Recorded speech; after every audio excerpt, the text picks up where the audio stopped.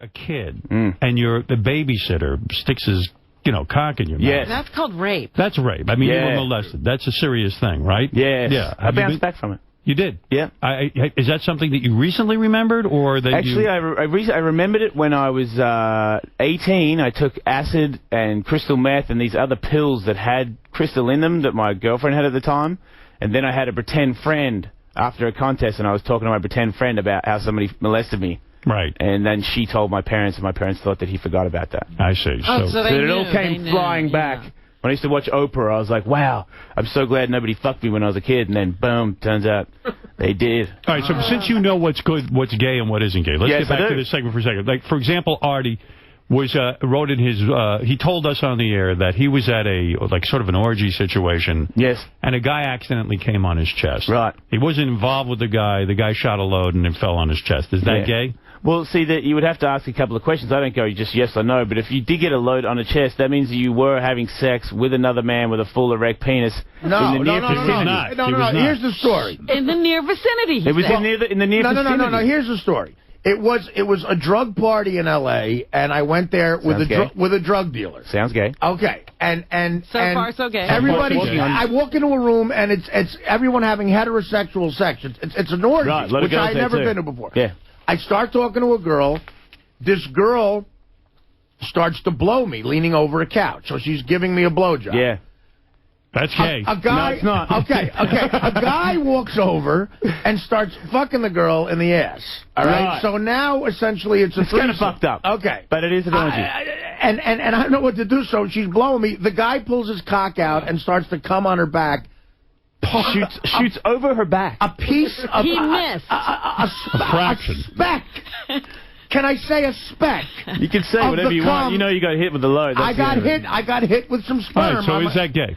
I would say that it is not gay. The other guy is gay because any man who accidentally shoots their boy with a load or a guy that happens to be getting blown down beneath, he's stretching it too far. He knows that he's thinking possibly this bit might catch you, and he wants it to catch you. I agree with him. When the load hit your chest, it was gay, but it's one of those gay things you can bounce back from. So get back to this. When you come over to America to become a professional skateboarder. Yeah, 17 with $50 in my pocket. Okay, so you come over here and you get on a circuit, I guess. I mean, there's somewhere you go. I found a contest and went to the contest. And slept under the ramp for 3 days until they had the contest. And did you begin to win these contests? Did you begin to win every contest? Actually, I didn't have any sort of game plan when it came to. And plus, I was the best guy in Australia, but when I came here, there's a lot of good guys. There was 100 dudes that I'd seen and heard about that were, these guys have been in it for 10 years. I was like the amateur, but all the new American amateurs, I was the best one. How do they determine who wins? In other words, it's a skateboard contest, so you compete. It's a 45-second ride on a half pipe. So is there a judging kind of factor? Yep. Someone says, hey, he had the best technique, and they hold up like numbers like the Olympics? They do. Yeah, different tricks and back-to-back tricks as well. Like if you do a really hard trick and then you do 3 shitty ones, you got to keep your momentum, who goes the highest. You also get scored for, they don't do it anymore, but if you fuck up and you're going to die and you make it, that's almost as good as a really hard trick. Do you ever get concerned that, like, one of the judges might be friends with one of the skateboarders? And were there times that you felt you won and that the judges really screwed you? That started to happen, but that started to happen later on in my career where I started to have an attitude. Right. It used to just, I got second or I got third. It was when I got a little older, I'd be like, hey, man, that's fucking bullshit. I won that one. Like, but there's no regulations in skateboarding. It is possible. The highest score is taken off. I know that. It is. Yeah, if somebody makes a crazy bad score or a crazy good score, that one is irrelevant. Because don't you think it's possible in the world of skateboarding, like in the world of boxing, that perhaps the judges aren't always on the up and up, that there is, nobody's... It's a possibility, but I still think nobody cares that much. Is there that kind of money that they care to win these contests? What can a guy make a year? Let's say today I want to become a professional skateboarder. Yeah. And I want to go out and make my living doing this. Is it possible to make $1 million a year? Yes, it is. Oh, yeah. With sponsors. Yeah. When I started, it wasn't. Right. But that was, a long time ago. Now, almost everybody that you see at X Games and all that, they're all close to $1 million. Some of them are way more than $1 million. Because they get endorsements and things. They get street skaters sell shoes. Vert Dudes are sponsored by, the Fusion Energies and the Monster Energies. You get that whole corporate thing. Mm-hmm. So everybody makes a lot of money now. And who are the actual judges? I mean, are they people? Judges are washed-up dudes. angry dudes that never quite made it. You would never judge now that you're not a competitor? No, I would never judge. I would like to judge because I would be the closest there ever has been to a judge that knows what the fuck he's talking about. Right. But when you're at my level, you usually have some sort of attitude problem where you go do other stuff to get more money so you can continue your life of glory. How much does a guy win when he wins a skateboarding competition? 50 G's. 50,000. Yeah. So it's okay. It's all right. Some of them go up from time to time. Some of them go down. But, you know, I mean, a lot of guys, you know, they win 20, 30, 5 or 6 times a year. But that's really not the... Would you recommend to big payday? Would you recommend to a young kid today to start to practice to go into skateboarding? Yeah, you would. Yeah, I heard you say ages ago something about a snowboarder. Like, what sort of a job is that to be a snowboarder? That's Somebody right. fell in love with a snowboarder. That was the Bachelorette. Bachelorette, yes. Well, the guy was teaching snowboarding, and I said, yeah, he wasn't a competitor. He was teaching. Yeah, he was a washed up guy, right? Yeah.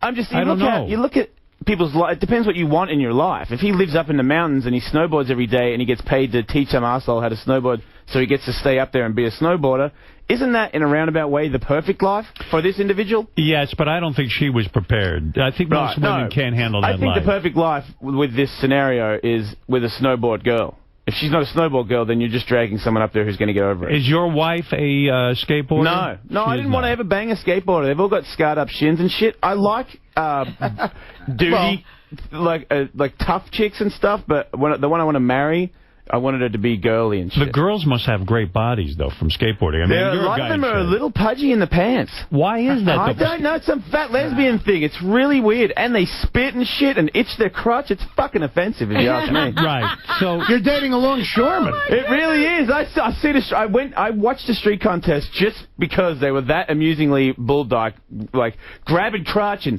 hit the ground, get up and go fuck and spit. I'd be like, oh my god, I don't want to fuck you. So you've never banged a female skateboarder? No. How about a male one? All right. No. So let me understand something.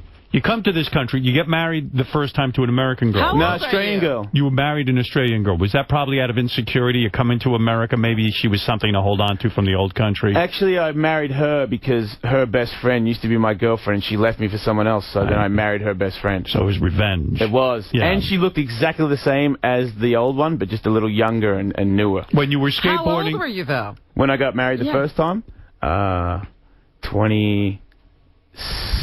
28. Oh, so not that young. So, and was your wife satisfied that you were a skateboarder? Did she want you to aspire to other great things? She was a stripper, so she was very happy with my career. I was one of the most famous people in Australia for doing absolutely nothing, so she loved that. And I had no job. I got checks in the mail. Right. We could go out all night, take drugs and all that kind of stuff. But when we got married, we went completely sober. You married a stripper? Yes.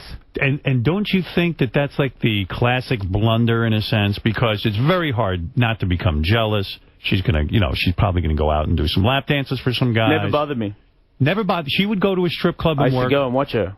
And you liked it. Work on other guys. I would go watch her, take her money, and go give it to her friend.